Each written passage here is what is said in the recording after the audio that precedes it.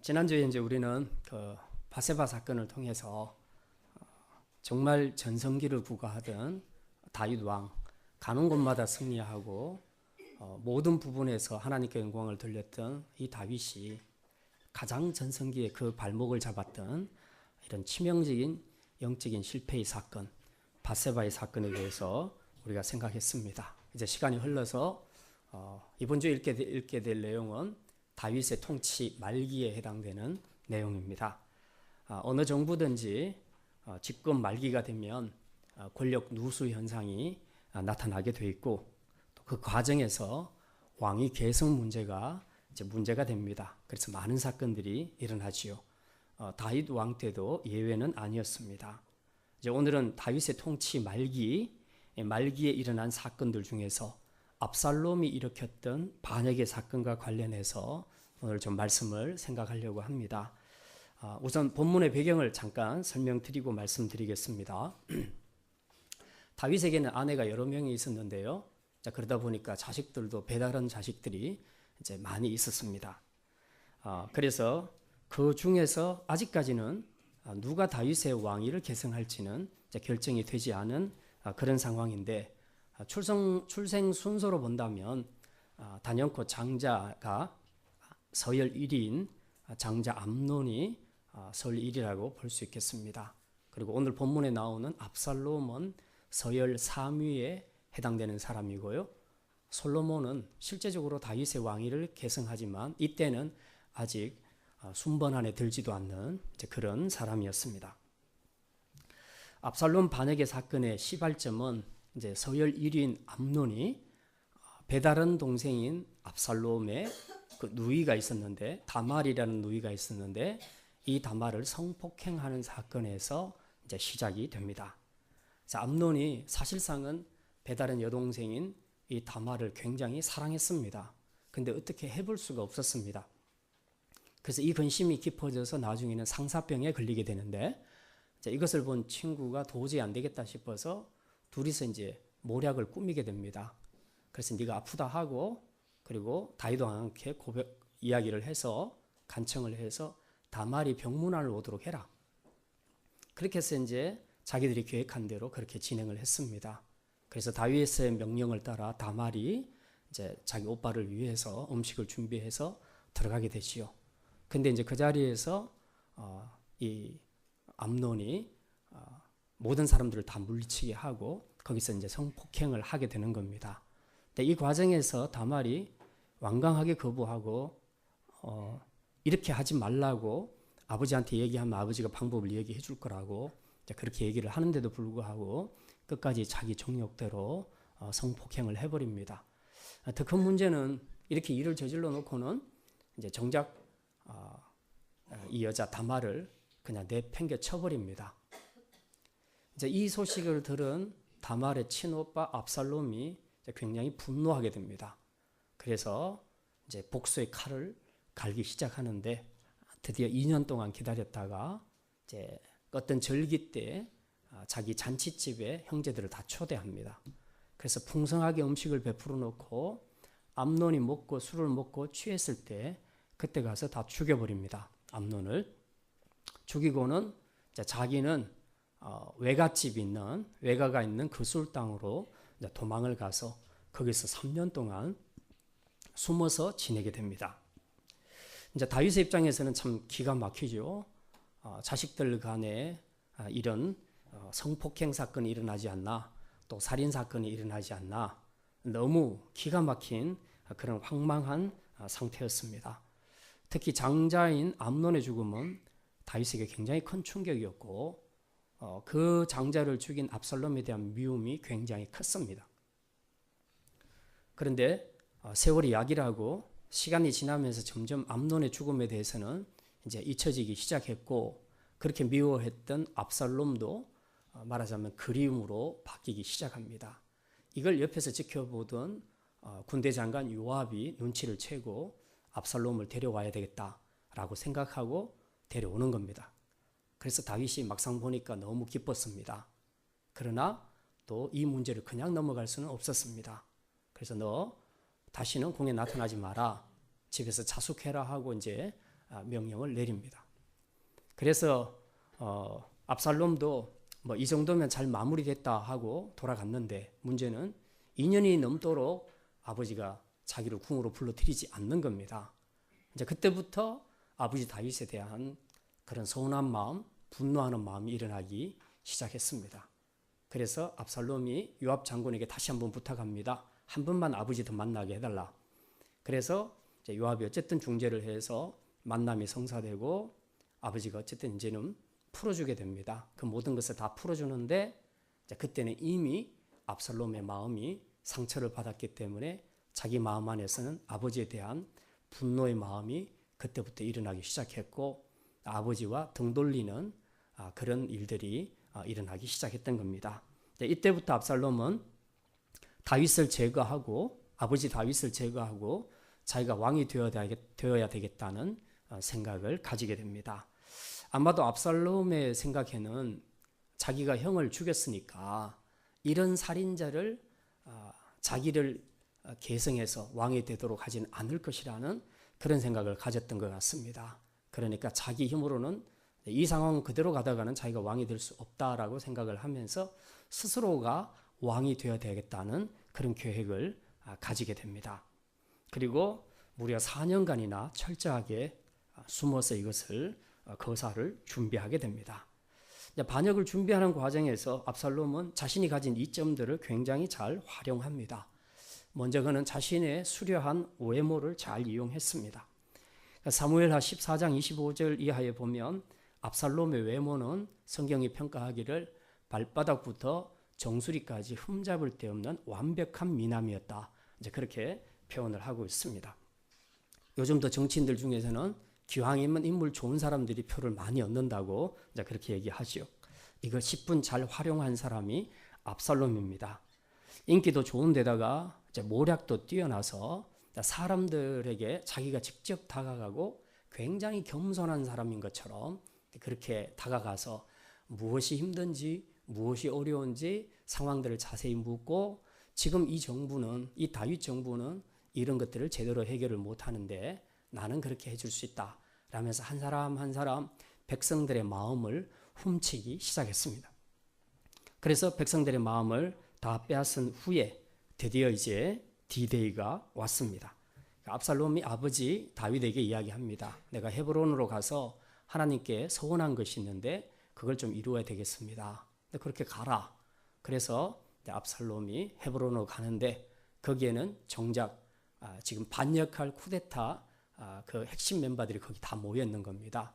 거기서 거사를 치르고 이제 드디어 이 땅에는 압살롬이 왕이 되었다 하는 그 선포를 외치게 해서 전국 방방곳곳에 압살롬이 왕이 되었다는 식으로 그렇게 이제 소문을 퍼뜨리기를 시작합니다. 이제 이 소식을 들은 다윗이 놀라서 이제 예루살렘을 떠나 피난길에 오르게 됩니다. 이때 다윗을 따라 피난길에 오른 군사들만 해도 600명 이상이 되고 그리고 많은 백성들이 울면서 다윗의 뒤를 따라가게 됩니다. 자, 이게 바로 오늘 본문 우리가 생각하게 될 본문의 배경이 되는 내용입니다. 자, 오늘 우리가 생각하고자 하는 것은 이 반역 사건 자체를 이야기하는 것이 아니고 이 아들의 반역의 사건 이게 굉장히 치명적이고 아버지 입장에서 또 왕의 입장에서 이건 절대절명의 위기 상황이라고 볼 수 있는데 이런 상황 속에서도 다윗이 흔들림 없이 지켰던 믿음의 원칙들이 있었다는 겁니다. 오늘 우리는 그것을 좀 생각하려고 합니다. 사실 사람이 고난이나 극심한 고난이나 위기의 상황을 맞게 되면 보통 이성을 다 잃어버리게 됩니다. 그리고 거의 본능대로 이제 행동을 하기가 쉽습니다. 그런데 다윗은 그렇게 하지 않았고 어렵고 힘든 위기의 상황에서도 자기 본능을 따라 행동하는 것이 아니라 믿음의 원칙을 따라 결정하고 행동했다 하는 것을 우리가 볼 수 있습니다. 그래서 여러 가지가 있는데 오늘 그 중에서 두 가지만 함께 말씀을 생각하려고 합니다. 다윗이 끝까지 지켰던 믿음의 원칙. 첫 번째가 바로 다윗은 고난을 하나님의 뜻으로 받아들였다는 것입니다. 한번 따라합시다. 고난을 하나님의 뜻으로 받아들였습니다. 다윗은 압살롬이 예루살렘을 향해서 진격해오고 있다는 소식을 듣고 또 민심은 이미 압살롬으로 상당히 기울어졌다는 이 소식을 듣고 이제 그는 예루살렘 성을 떠나기로 결정을 합니다. 물론 다윗에게도 충성스러운 신하들, 군인들이 많이 있었습니다. 그럼에도 불구하고 끝까지 이 예루살렘 성을 사수하지 않고 그냥 순순히 내어줍니다. 그 이유는 여러 가지가 있지만 다윗의 내면에 가장 중요한 것이 이거였습니다. 아들과 싸우고 싶지 않다는 거. 둘째는 예루살렘 성을 피로 물들이고 싶지 않다는 거. 이것이 다윗이 순순하게 군사가 있음에도 불구하고 예루살렘 성을 사수하지 않고 아들에게 그 풍을 내어준 이유였다는 것입니다. 거기다가 오늘 한 가지 우리가 더 생각해야 될 것은 이런 모든 위기들, 고난과 또 이런 불행들이 자신이 예전에 우리아의 아내 밧세바를 취한 사건과 관련해서 생각을 했다는 겁니다. 그래서 그 징계를 지금 자기가 받고 있다 하는 것을 생각하면서 저항하지 않고 묵묵히 이 고난을 하나님의 뜻으로 받아들였다는 것입니다. 아들을 생각하는 아버지의 마음이 잘 나타나 있고 예루살렘 성에 대한 그의 애정이 잘 나타나 있고 그리고 자신을 돌아보면서 정직하게 하나님 앞에 겸손함으로 그 모든 고난과 위기까지라도 다 수용하고 받아들이는 그런 겸손하고 그리고 인격적인 다윗의 모습을 우리가 발견할 수 있습니다. 그리고 이제 오늘 본문 두 번째 본문 16장 5절부터 보면요. 다윗 일행이 바후림에 이르렀을 때에 시므이란 사람이 나타나서 다윗을 저주하는 그런 내용이 나옵니다. 베냐민 지파인 시므이는 사울이 죽은 것이 다윗 때문에 죽었다라고 그렇게 생각을 한 겁니다. 그래서 다윗 너도 똑같이 한번 저주받아서 한번 죽어봐라. 그래서 돌을 던지면서 그렇게 저주를 퍼붓고 있는 것입니다. 안 그래도 지금 왕의 신분으로 피난길에 올랐다는 사실 자체도 굉장히 비참하고 지금 심정이 괴로운데 이런 하찮은 비유들까지 이렇게 나서서 돌을 던지면서 자기를 저주할 때에 그 왕의 심정, 다윗의 심정이 어떻겠습니까? 정말 비참하고 괴로웠을 겁니다. 그래서 너무 화가 난 아비새, 다윗의 신하인 아비새가 이렇게 말합니다. 다윗 왕이시여 명령만 내리시면 이 개 같은 자를 내가 단칼에 처치하겠습니다. 사실 이 시므이는 말도 안 되는 말로 다윗을 저주하고 있기 때문에 죽어도 마땅합니다. 사울의 죽음이 다윗 때문이라는 말도 근거가 전혀 없을 뿐더러 지금 다윗은 비록 도망가는 입장이라 해도 자기 주위에는 칼을 잘 쓰는 군사들이 무려 600명이나 같이 있습니다. 그런데 이 왕, 하나님이 세우신 이 왕을 멸시하는 이 비루 하나 정도를 죽인다고 무슨 문제가 되겠습니까? 결코 어려운 문제가 아니었습니다. 그냥 말만 하면 그냥 처리해 그러면 끝나는 거예요. 시므이는 죽게 되는 겁니다. 그런데 다윗은 그렇게 하지 않았다는 겁니다. 오히려 시므이를 죽이겠다는 아비새에게 이렇게 말하죠. 16장 10절부터 12절에 보면 이렇게 말합니다. 우리 16장 10절부터 12절까지 같이 읽겠습니다. 왕이 이르되 스루야의 아들들아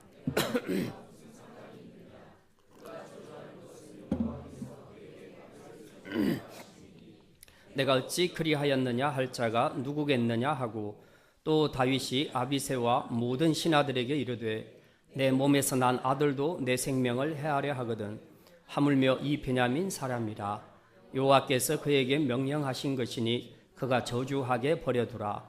혹시 여호와께서 나의 원통함을 감찰하시리니 오늘 그 저주 때문에 여호와께서 손으로 내게 갚아주시리라. 아멘. 예.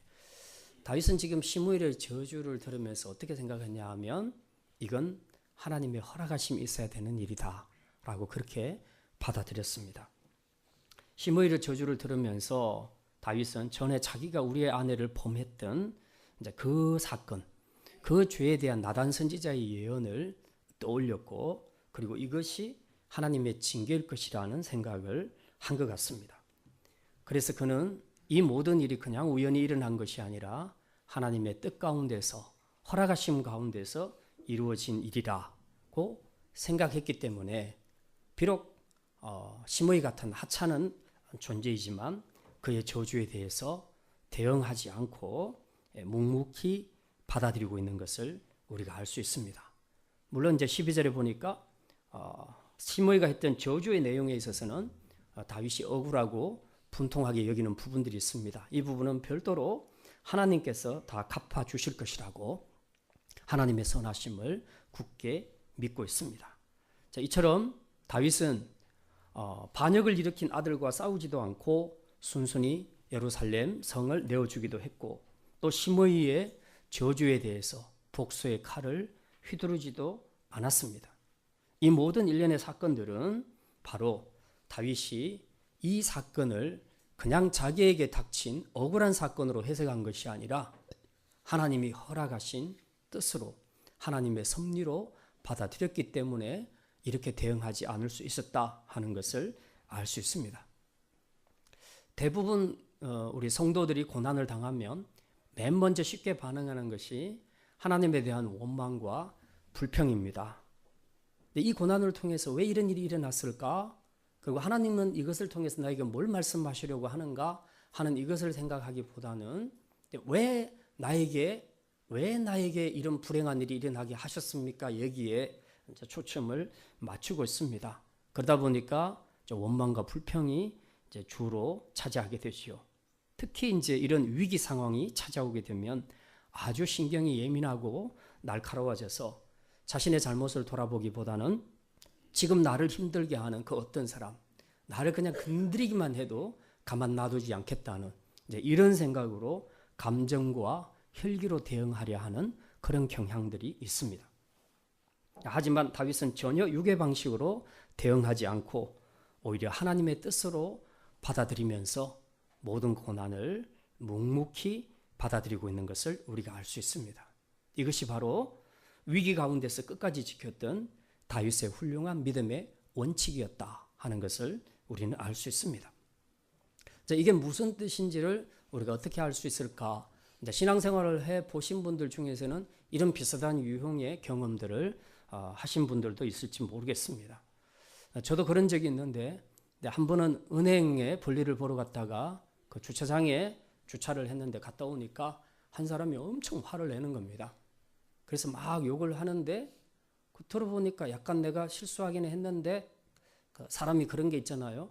일 정도로 잘못하면 일 정도 욕을 얻어먹으면 괜찮은데 일 정도를 잘못했는데 한 100으로 덮어 쓰게 되면 그 다음부터는 내 잘못이 생각나는 것이 아니라 엄청 화가 나죠. 근데 이 사람이 그렇게 거친 말로 그리고 오랫동안 끈질기게 막 수모를 줘가면서 그렇게 말을 하는데 처음에는 그냥 넘어가려고 했는데 도저히 견딜 수가 없는 거예요. 너무 화가 나서. 그리고 너무 억울하고 그리고 내가 또 따지기 시작하면 이제 나도 그런 부분에 대해서 충분히 따질 수 있는 상황이 됐는데 그래서 참다가 도저히 안 되겠다 하고 입을 딱 벌려는 순간에 그때 이제 갑자기 제 머릿속에 어떤 생각이 하나 딱 떠올랐어요.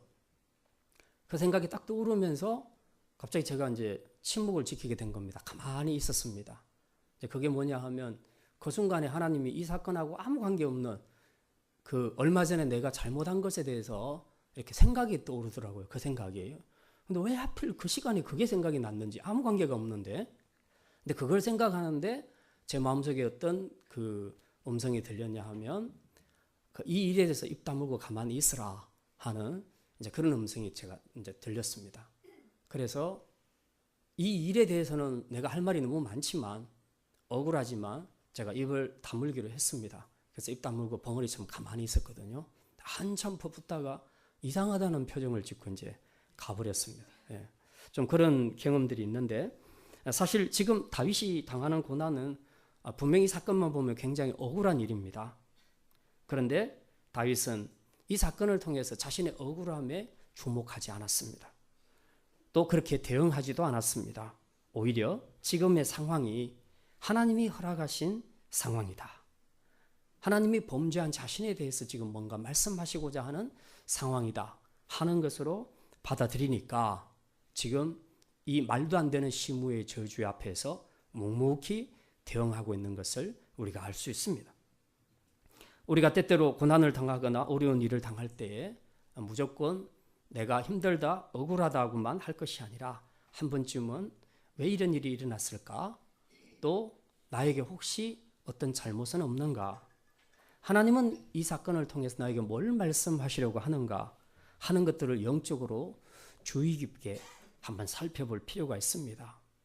왜냐하면 세상에는 아무 일 없이 일어나는 일들은 없습니다. 다 이유가 있습니다.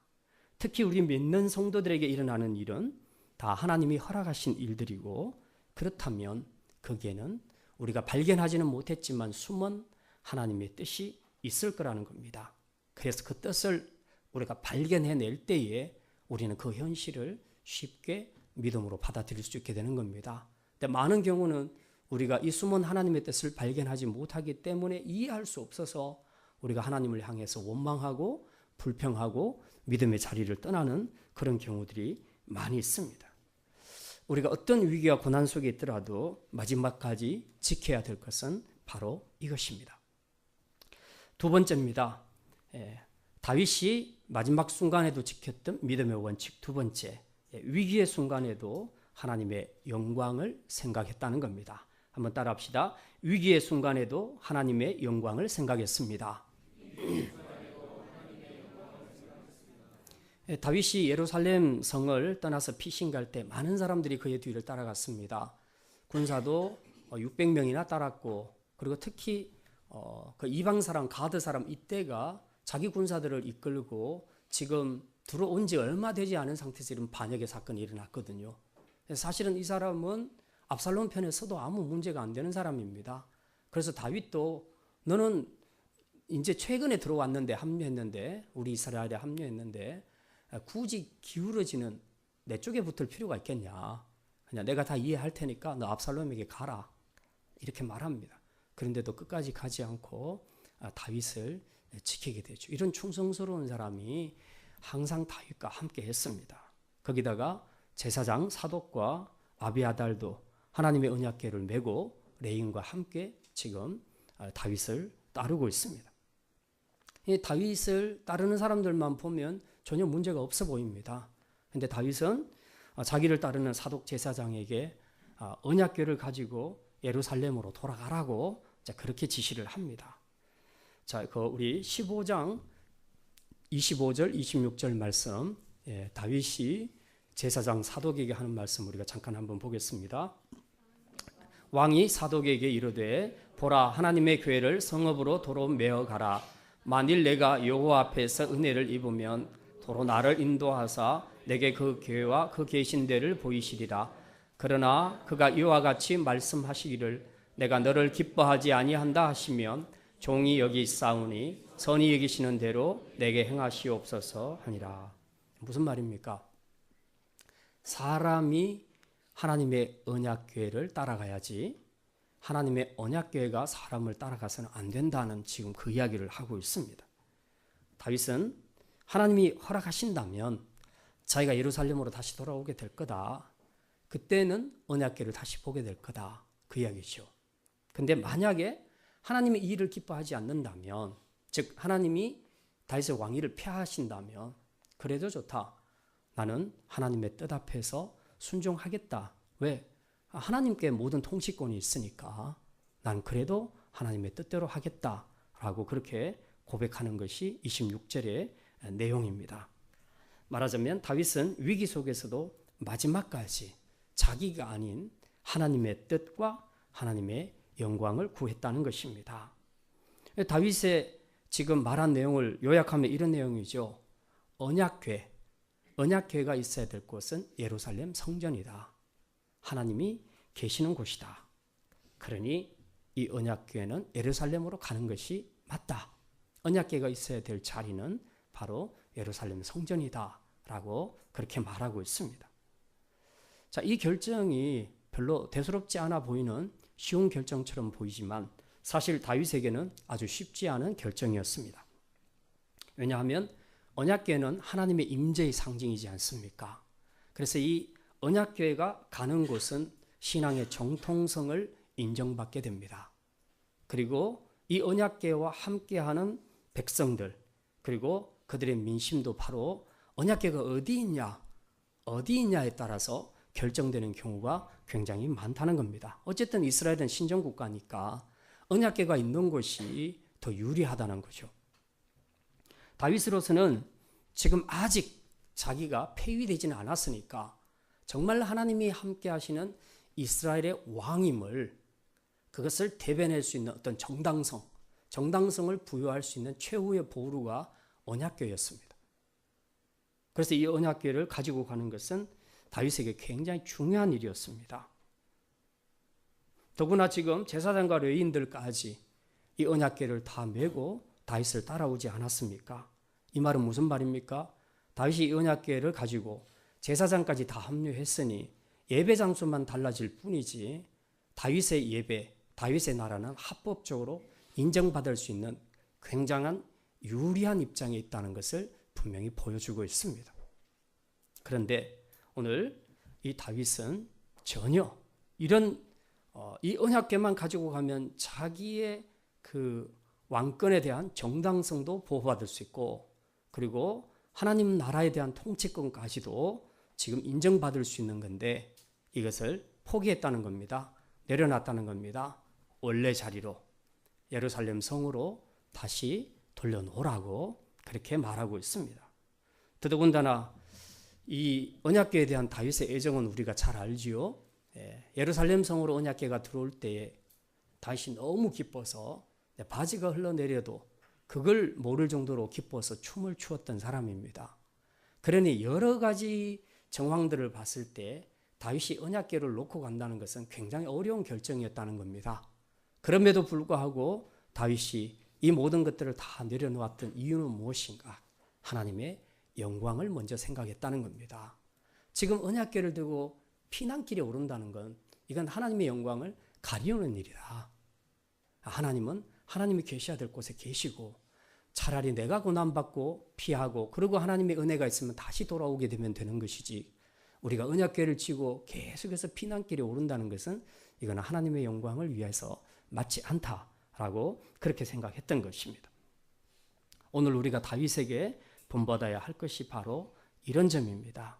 정말 위기의 상황, 자기가 이용하면 자기에게 훨씬 유리하게 가져갈 수 있는 상황에서도 그는 그 모든 것을 내려놓은 것은 바로 하나님의 영광, 하나님의 이름을 우선적으로 중심적으로 생각했기 때문에 그렇게 됐다 하는 것을 우리가 분명히 알 수 있습니다.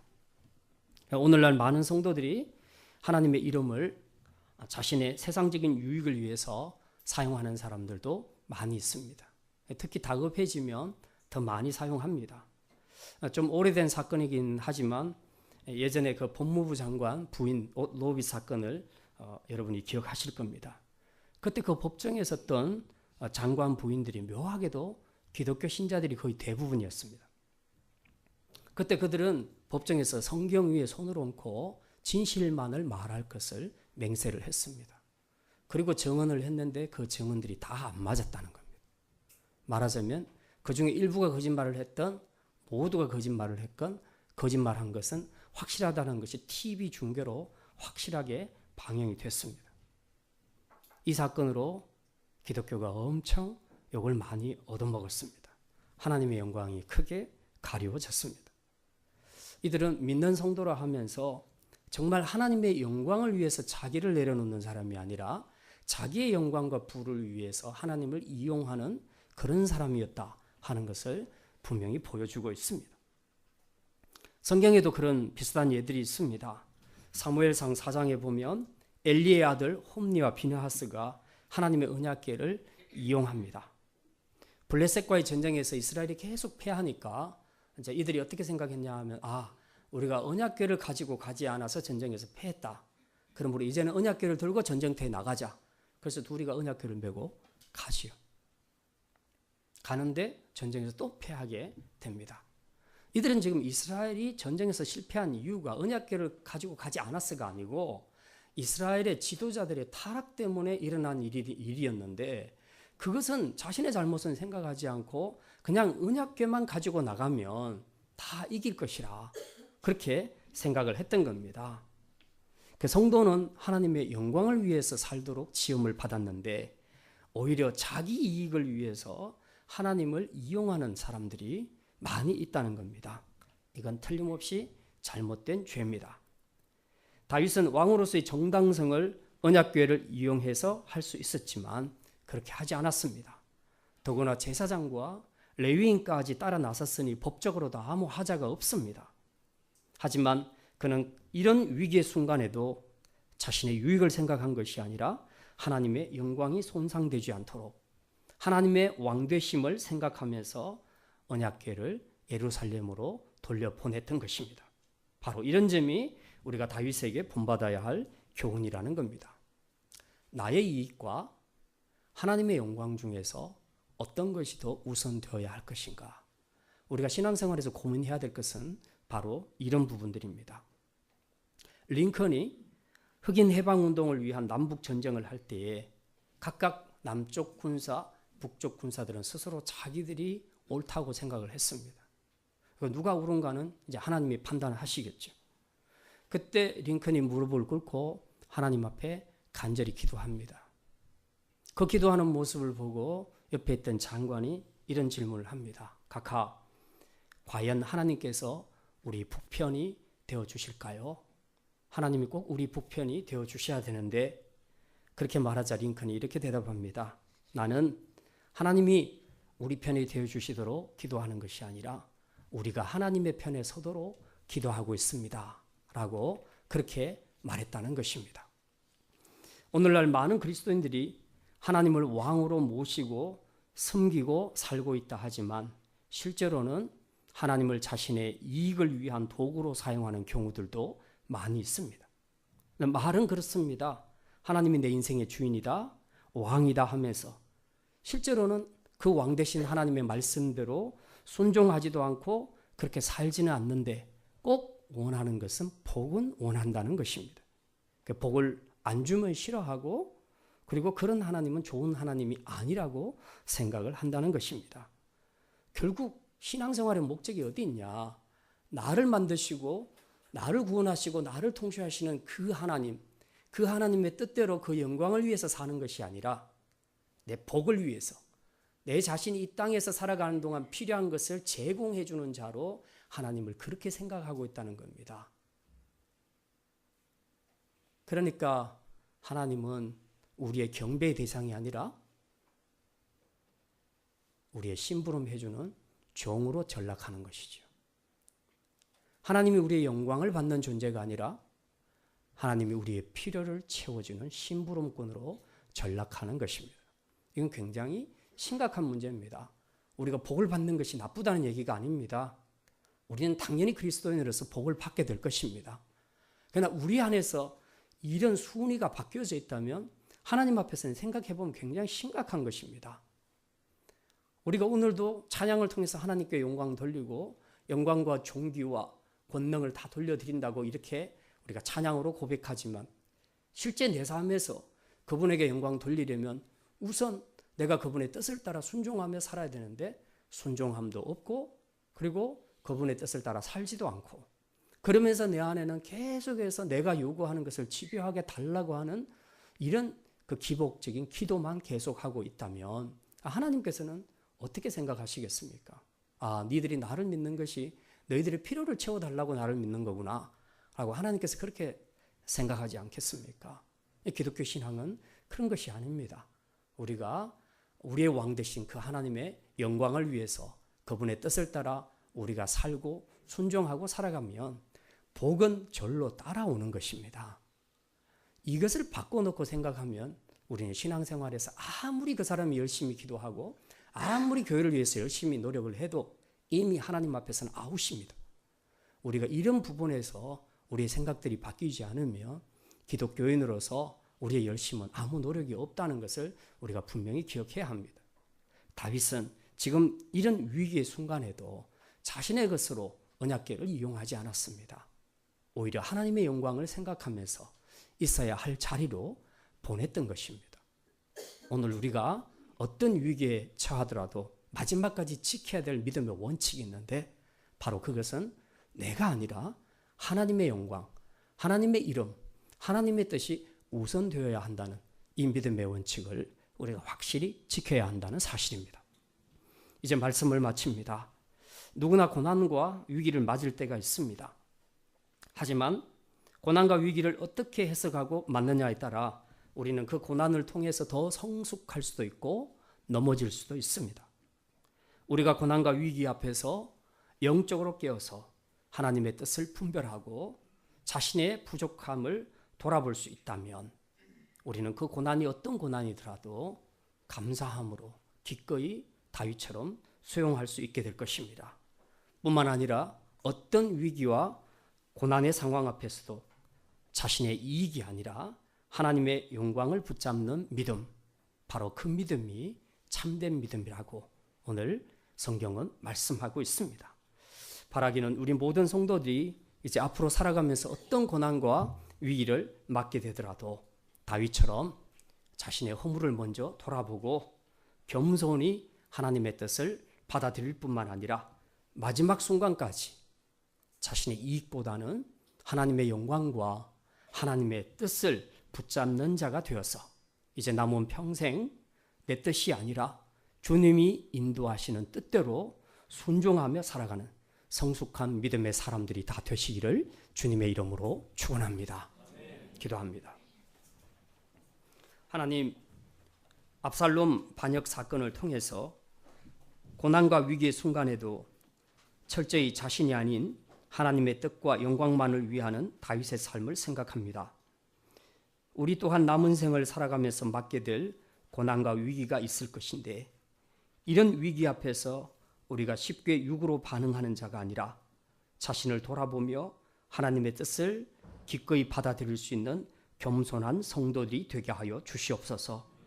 또한 하나님과 하나님의 이름을 나의 유익을 위하여 이용하는 자가 아니라 철저히 주님의 왕되심을 인정하면서 평생 나의 왕되신 주님의 뜻대로 그분의 영광을 위해 살아가는 믿음의 사람들 되게 하여 주시옵소서.